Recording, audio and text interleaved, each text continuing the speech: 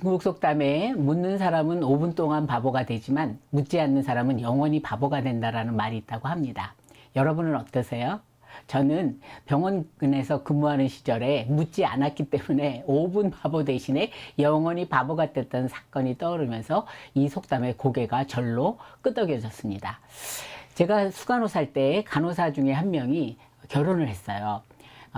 그래서 결혼한 집들이를 했는데 요즘은 세태가 바뀌어가지고 결혼하고도 집들이보다는 밖에서 이제 저녁 식사하고 집에 가서는 간단하게 이제 다과를 하는 정도지만 우리 때만 하더라도 결혼하면 당근 집에 초대했고 또 이제 결혼 집들이뿐만 아니고 아기 나면 100일 돌 이런 잔치를 다 집에서 치르는 것이 보편적이었었습니다. 그 집들이를 하는 간호사는 평소에 옷차림이 아주 검소해서 우리는 이제 그러니라 하고 갔는데, 아이고, 그 간호사의 옷차림과 달리 그냥 살고 있는 집은 굉장히 저택에 해당될 줄로 윤택했고요.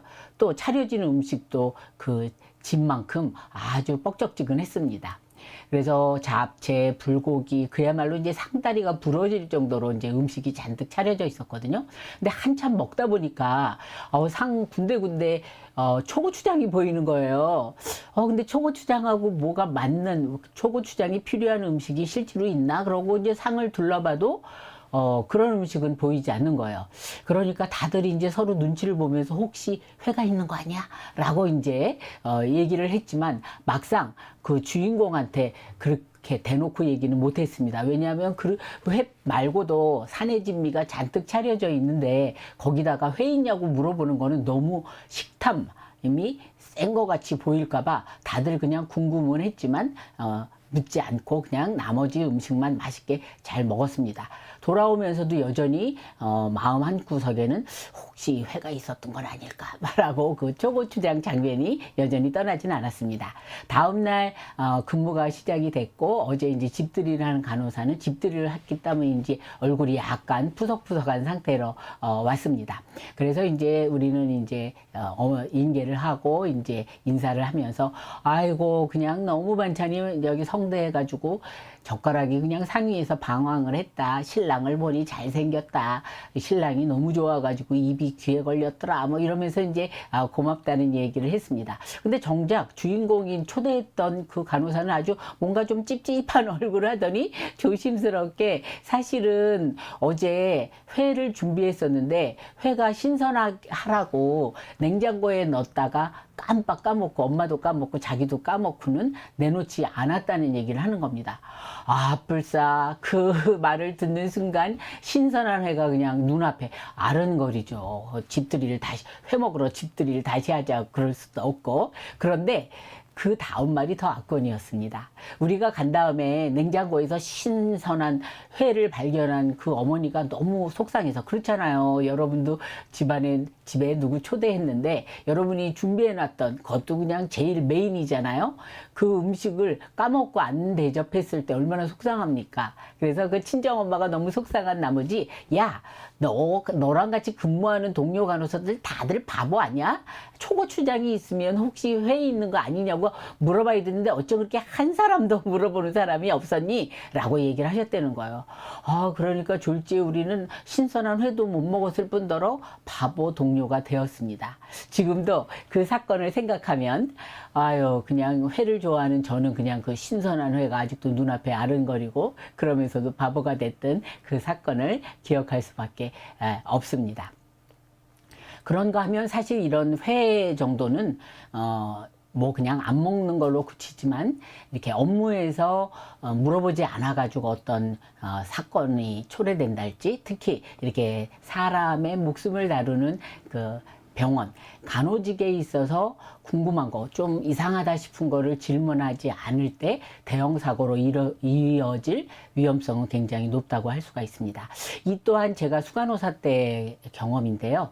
하루는 이제 그 의사가 환자한테 해주라 그러는 거에 이제 글리세린 관장이 나왔습니다. 이제 관장에도 여러 가지가 있는데 글리세린으로 관장을 하라는 오더가 내렸는데 그때 마침 시간제 간호사하고 저하고만 둘이 근무 중이어서 시간제 간호사가 이제 처치실에 들어가서 주섬주섬 준비하는 소리가 들렸습니다. 그리고 이제 그 준비된 트레이에 준비된 거를 이렇게 가져나가는데 제가 별로 촉이 그렇게 발달한 사람이 아니거든요. 그런데 그 간호사가 트레이를 들고 나가는 모습을 보는데 갑자기 뭔가 좀 이상한 거예요. 그래서 잠깐만 기다리라 그러고 준비한 거를 같이 한번 살펴봤습니다. 그랬더니 사실 글리세린 그 관장을 할 때는 글리세린, 여러분도 글리세린 알죠? 손뜨고 그랬을 때 바르기도 하고, 예, 이 글리세린 원액에다가 미온수나 좀 따뜻한 물이나 증류수를 1대1로 섞어서 희석해서 써야 되는데 그 간호사가 완전히 그냥 글리세린으로만 준비를 해가지고 환자한테 관장을 하러 갈 판이었어요. 근데 진짜 뭐가 동했는지 제가 이렇게 잠깐 멈추라 그러고 같이 이제 살펴본 거죠. 그래서 이제 부랴부랴 어쨌든 우리가 아는 대로 준비를 다시 해서 환자한테 관장을 하고 별 사고 없이 잘 지나갔습니다. 그래서 이제 나중에 이제 그 간호사와 둘이 마주 앉아서 어떻게 그 글리세린 관장에 대해서 몰랐냐 그랬더니 사실은 자기가 그 정신과에서만 오래 일했기 때문에 글리세린 관장을 해본 지가 오래돼서 그거를 생각을 못했다고 하더라고요. 모를 수도 있죠. 워낙 정신과는 내과나 외과와 달리 그런 관장이라든가 이런 걸 환자한테 자주 안 하기 때문에 자주 안 하다 보면 간호사도 뭐였더라 그러고 이제 까먹기가 쉬운 겁니다. 근데 이제 그 다음이 중요한 거죠. 그렇게 확실하지 않을 때는 돌다리도 두드리고 건너야 되는 게 간호인데 좀 이상하다, 또 오랜만에 하는 거라 확실치가 않다 그러면 저한테 물어보거나 아니면 뭐 조금 관장이야 조금 늦어지더라도 별 어려움이 없으니까 물어봤어야 되는데 그렇지 않은 거에서 문제가 발생할 뻔했죠. 그래서 저는 아직도 그 생각을 할 때마다 정말 하나님께서 도와주셨다 그런 생각이 듭니다. 이렇게 이제 확실하지 않은 거를 이제 물어보지 않았을 때 맛있는 회를 못 먹거나 아니면 이렇게 환자한테 이제 어떤 사고로 이어질 그런 위험성으로 연결이 되는데요. 제가 이제 그 학교에서 이제 학생들을 뭐 20년 넘게 이제 지도하다 보니까 졸업생들이 이제 인사차 많이 방문을 합니다. 이렇게 이제 졸업생들이 이제 어느 정도 이제 병원에 적응을 한 졸업생들이죠. 그 졸업생들이 찾아오면 제가 이 얘기 저 얘기 나눈 다음에 반드시 물어보고 메모할 준비를 하면서 물어보는 게 있습니다. 자, 이제 병원에 많이 적응이 돼서 자기는 이제 그 어려움이 별로 없을 텐데 이제 갓 졸업하고 병원에 가서 일하는 후배들, 신규 간호사들을 위해서 선배로서 꼭 해주고 싶은 말이 무엇이냐고 물어보고 적습니다. 그런데 대부분의 졸업생들이 부탁하는 게 교수님, 제발 학생들한테 수업하시거나 지도하실 때요, 임상 나가서 일하게 될 때 모르는 게 있으면 꼭 물어보라고 하는 거를 저한테 신신당부하는 거를 제가 아주 여러 차례 이제 경험을 했습니다. 그래서 제가 모르는 게 있으면 반드시 물어봐야 된다라고 이제 학생들에게도 이제 누누이 이제 강조를 합니다. 이제 이렇게 왜 사람들이 물어보지 않을까? 여러분들은 물어보기를 혹시 주저하신 적이 있으세요? 어떨 때 그러십니까? 예. 우선은 상대방이 너무 바쁜데 내가 물어보는 게 폐를 끼치는 게 아닌가 이런 생각이 들어서 못 물어볼 수도 있고, 아니면 모르는 게 드러날까봐 창피해서 물어보지 못하는 경우도 있겠죠. 근데 제가 친하게 지내던 어떤 아주 젊은 지인 중에서 이렇게 같이 이제 동행해서 일을 하다 보면 모르는 거 있거나 궁금한 게 있으면 참지 않고 쪼르르 달려가서 그거와 관련된 사람에게 반드시 물어보거나 도움을 요청하는 그런 여자분이, 20대 여자분이 있었습니다. 그래서 이제 하루는 물어봤어요. 당신은 어떻게 그렇게 궁금한 거나 도움이 필요할 때 주저하지 않고 가서 물어보느냐 그랬더니 생글생글 웃으면서 이분 뒀다 뭐예요? 물어보거나 도움을 청할 때 쓰는 거 아니에요? 라고 얘기를 하는 걸 들었습니다. 예, 제가 그 지인의 말을 듣고 정말 뒷머리를 딱 맞는 느낌이 들면서 그래, 나도 이후로는 이분 뒀다 뭐래? 먹는 거 외에도 물어보는데 잘 써야 되겠다라는 생각이 들었고, 학생들 지도할 때도 반드시 이거를 강조하고, 특히 우리가 일하는 곳은 아까도 말씀드렸듯이 사람의 목숨을 다루는 곳이기 때문에 더욱더 확인을 하고 가자라고 그러는 거죠. 자, 이렇게 사람들은 모르는 거에 대해서 질문하기를 꺼려하고 또 자기가 도움이 필요한데도 선뜻 도와달라는 얘기를 잘 못하는데요. 이렇게 특히 이제 도움을 청하기를 주저하는 이유는 마치 도움을 청하면 내가 어딘가 부족하고 모자라는 듯하게 보이기 때문에 이제 주저하는 거죠. 그런데 놀랍게도 영국에 버진 그룹이 있다고 하네요. 그 버진 그룹을 창업하면서 회장인 리차드 브랜슨은 오히려 거꾸로 얘기를 했습니다.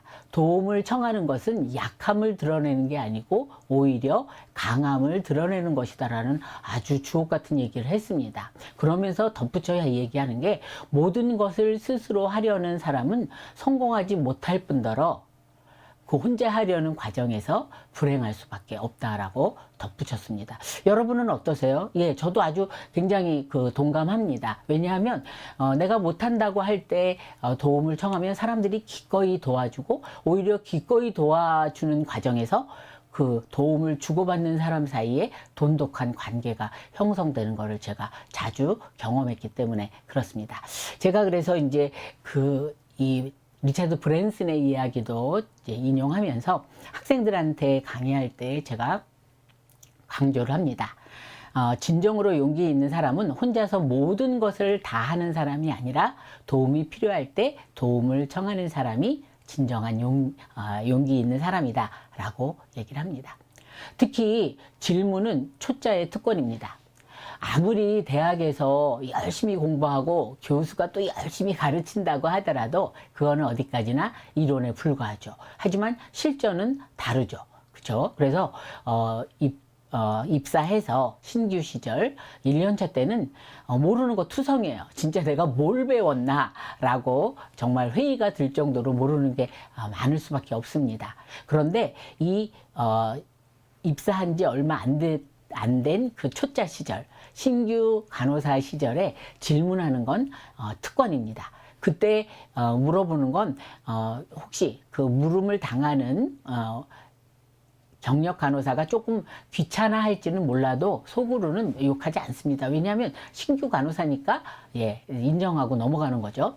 그래서 그냥 야단 맞을 거 각오하고 뭐 야단 치는 사람도 또 있거나 없을 수 있는데 눈 질끈 감고 질문하거나 도움을 청하는 것이 상책이라고 합니다. 여러분 생각해 보세요. 입사해서 1년 안 됐을 때 물어보는 거는 누구나 다 그럴 수도 있지 라고 하지만 이제 세월이 흘러서 3년 되고 4년 된 경력자가 됐는데 그때 가서 모르는 거 있다고 물어보면 어떻게 되겠어요? 아유, 그때야말로 진짜 질문하는 게 창피해서 질문을 할 수가 없는 상태가 되는 거겠죠.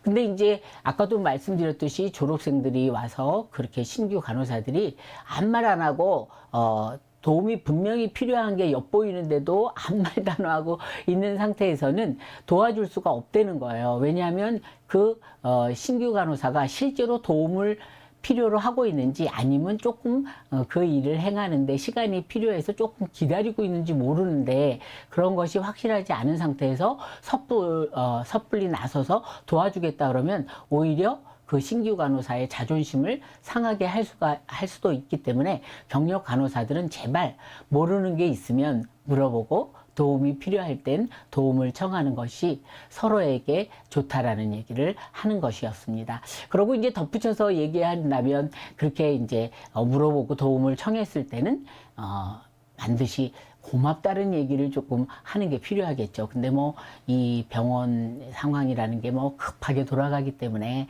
또 거기다가 그냥 또 따라가서 아까 감사합니다 이런 얘기 타이밍이 좀 어려웠다면 퇴근하면서 그렇죠? 퇴근하면서 톡으로 아까 도와주셔서 감사합니다. 아니면 또 뭐 그 다음날 뭐 커피 한 잔 이렇게 아유 저기 선배님 생각나서 사왔어요 라고 감사 인사를 한다면 더욱더 그 일로 인하여 더욱더 돈독한 관계가 형성된다고 볼 수 있습니다. 제가 이제 그 결혼 주례도 하고 또 이제 남편이 목사라 이제 주례를 쓰는 일이 있어서 결혼 교육을 좀 많이 시키는데, 그 후에 결혼한 후에 그 결혼한 그 커플이 와서 여자분들이 이제 많이 호소하는 것 중에 하나가 남자가 그냥 나를 사랑하지 않는 것 같다는 거예요. 그래서 그게 어디서 그렇게 느껴지냐 그러면, 내가 아주 너무 피곤하고 혹은 내가 너무 우울해서 왔는데 내가 말하지 않으면 내 얼굴 보고는 못 알아준다는 거예요. 헐. 저도 처음엔 그랬습니다. 저도 연애할 때, 또 아니면 결혼 초기에는 내가 너무 힘들면, 여자들은 조금 너무 힘들면 말하기조차 힘들잖아요. 그럴 때 사랑하는 사람이, 또 배우자가 내 얼굴만 보고도 아, 우울하구나, 아니면 내 도움이 필요하네 라고 알아줬으면 좋겠지만, 그런 거를 아는 남자는 세상에 별로 없다라는 거죠. 제 경험에 의하면 그런 마누라의 얼굴을 보면서 그거를 알아주는 남자는요, 마누라뿐만 아니고 다른 여자 얼굴 보고도 잘 알아줘서 사고치기가 쉽습니다. 그럼 이제 물어보죠. 자, 당신 얼굴만 보고도 당신이 속상한 거를 알아주는 남편이 당신뿐만 아니고 다른 여자 얼굴 보고도 그런 걸 알아줘서 도와주는 남자를 택할래? 아니면 내 얼굴 보고도 모르고 다른 여자 얼굴 보고도 모르는 남편을 택할래? 그러면, 아니, 내 얼굴만 알고 다른 여자 얼굴 보고는 모르는 남자요. 그런 남자 있으면 나를 소개해라. 내가 이제 웃으면서 얘기를 합니다. 그래서 반드시 입을 열어서 도와달라고 해야 옆에 사람이 알고 기꺼이 도와줄 수가 있고요. 아니면 이제 누구의 말대로 내가 도움을 청하면 이상하게 도움의 손길이 여기저기서 나타나서 나를 도와줍니다. 게다가 우리에게 굉장히 반가운 소식은, 사람들은요, 도와줄 때 막 싫어서 할 수 없이 내 에너지를 뺏기는 것 같아서 싫어할 것 같지만요, 아니에요. 사람들은요, 남을 도와줄 때 오히려 도와주면서 내가 쓸모 있고 꽤 괜찮은 사람이구나, 그래서 기분이 좋아지기도 한다는 거죠. 그래서 도움이 필요할 땐 기꺼이 받고, 또 연수가 올라가서 이제 경험이 쌓이면 기꺼이 또 경험이 부족한 신규, 또 초짜인 간호사들을 많이 도와준다면 누이 좋고 매부 좋은 그런 좋은 관계를 가질 수가 있겠죠. 다시 한번 강조합니다. 조직에 처음 발을 내디딘 초짜야는 특권이 있습니다. 무슨 특권과 무슨 특권? 질문의 특권과 도와달라고 요청할 수 있는 특권이 있다는 것을 잊지 마시고, 기꺼이 필요할 땐 묻고 또 도움을 청하는 여러분이 되셨으면 좋겠고, 또 이 말을 들으시는 경력자들께서는 다 이제 초짜일 때 그 질문하고 도움 요청하는 거 힘들어 하셨던 거 다 까먹으셨죠? 그런데 여전히 신규 간호사들은 그렇게 미안해서, 창피해서 머뭇거린다는 것을 생각하면서 질문해라. 모르는 거 있냐? 또 내가 도와줄 일 있냐? 라고 물어본다면 더욱더 신규 간호사, 또 초짜가 빨리 적응해서, 사실 그렇게 신규 간호사나 초짜가 빨리 적응하면 누가 좋아요? 온 조직이 좋습니다. 그렇죠? 그러니까 그거를 상기하고 그런 초짜의 특권이 있다라는 것을 우리 서로 기억했으면 좋겠습니다. 감사합니다.